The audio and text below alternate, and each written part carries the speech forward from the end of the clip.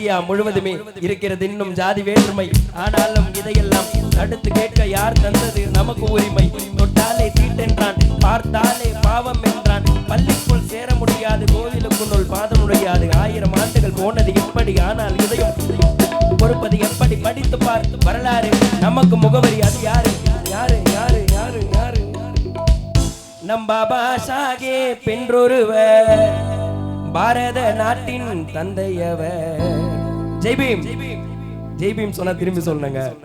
ஐயா பேர் சொன்னா எல்லா ஊர்லயும் சவுண்ட் வரும். ஆசீர்வாதபுரத்துல எவ்வளவு சவுண்ட் வருதுன்னு பாப்போமா?